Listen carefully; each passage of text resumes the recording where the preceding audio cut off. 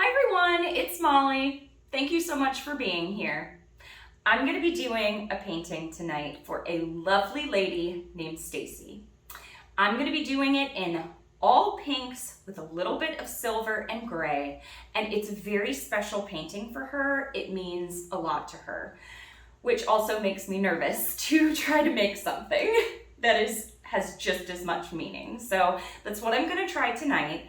And I'm gonna do it in this style, which I've ended up calling Turbulence, because these paintings really remind me of water pushing over itself. And I really love covering the whole canvas and just getting this really beautiful soft effect. So that's what I'm gonna do tonight, and it's gonna be a pink party. Let's paint. All right, hello. Pretty in pinks today, the pink party, I shall call it.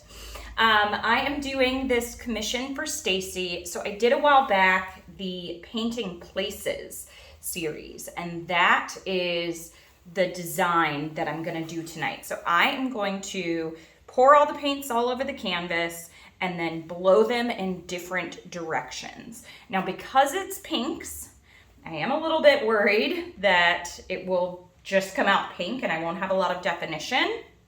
I can't even fit them all on here. But I'll tell you the colors that I'm using. So I'm using a bright magenta. I'm using a, this is quinacridone rose. I almost forgot. This is a color that I made. It is bluish gray or grayish blue and silver mixed together with a little bit of a darker gray. This is the light rose, and then this is Venetian rose. So I'm hoping that these two bright pinks will go nicely with the kind of soft pink and the peachish tone. And I'm hoping that the blue will give it enough contrast. So I think I'm gonna start, when I'm doing the ones like this, I like starting with like my darker colors to really kind of figure out where those are gonna go. I actually would never have done this color palette myself, I don't think, but I love the picture that Stacey sent me. Okay, so I think that's enough for now. And if I have enough left over for another video, I may do the gray, bluish gray base with a flower blowout, because I think that's really pretty. So when I'm doing these, I like to alternate light to dark or contrasting. So I think I'll go with my super light pink next.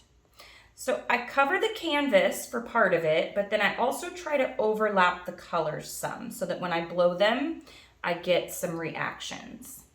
And you're gonna wanna pour most of the paint closer to the center, and it will flow as you blow out to the edges, but you don't wanna puddle too much paint in the center, because then your painting may not dry flat.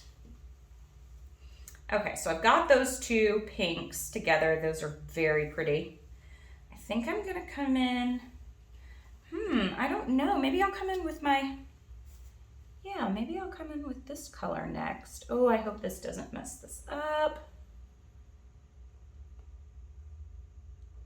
But I think it's gonna give it just the right amount of added kind of contrast in there, or at least I hope so. And I debated adding white. Oh, I was just talking to you and just kept pouring there. Okay, so now I'm gonna go in with and I've got a lot of paint already, so I need to be careful. My other pink. Oh, oh well.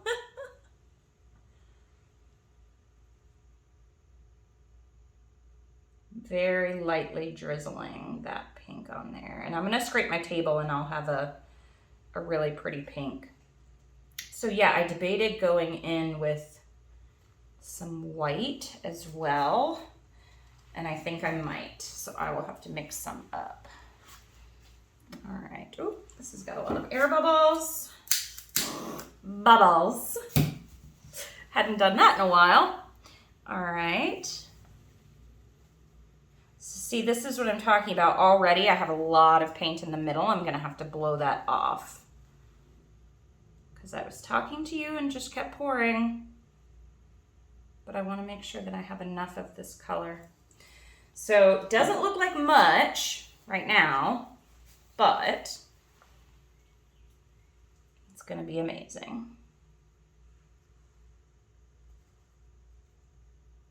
I hope. Okay, so that is it, and I do have enough, so I am gonna do a flower blowout as well, and then I'm gonna get some white. Okay, so I mixed up. I did this really fast, so it's got air bubbles. I'm gonna have to pop this really good and torch. And for the white, hoping it's not too thin.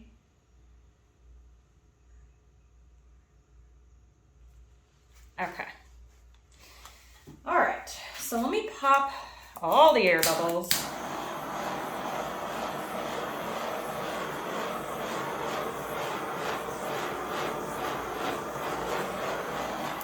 And some people ask, doesn't this scorch the paint? And the answer is, it can if you hold it there too long. But I just hold it a little bit away and pass right over.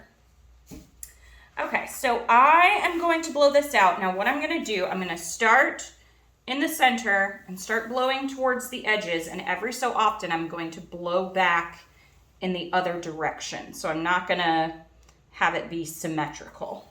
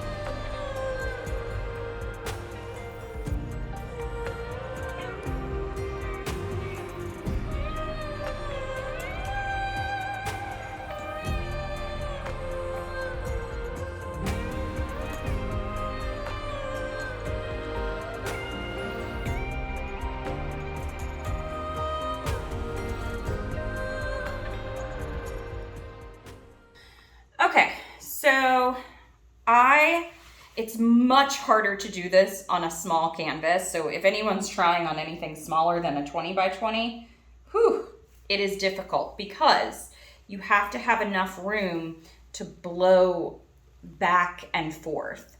I do wish I had maybe just a little bit more magenta over here on this side. I debated even just like pouring it there. I might just do it right now, like pouring it right here and then blowing it off. Just for a little bit more contrast.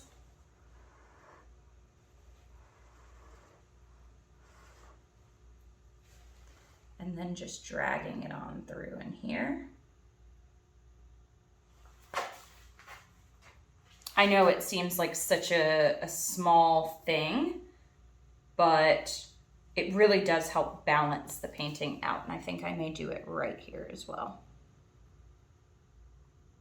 Just a tiny bit.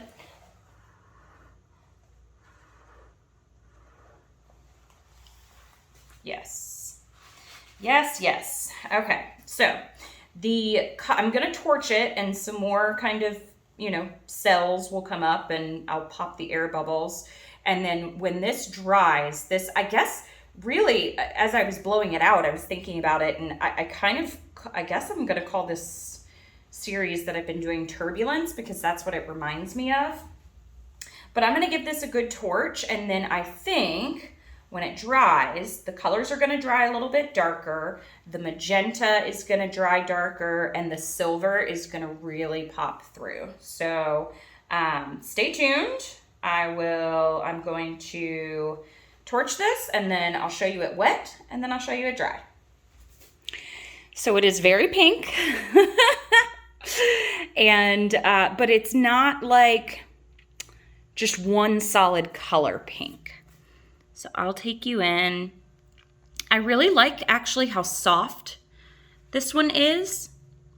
And like I said, I think the silver is gonna dry really pretty. I love that flesh tone peach color in there.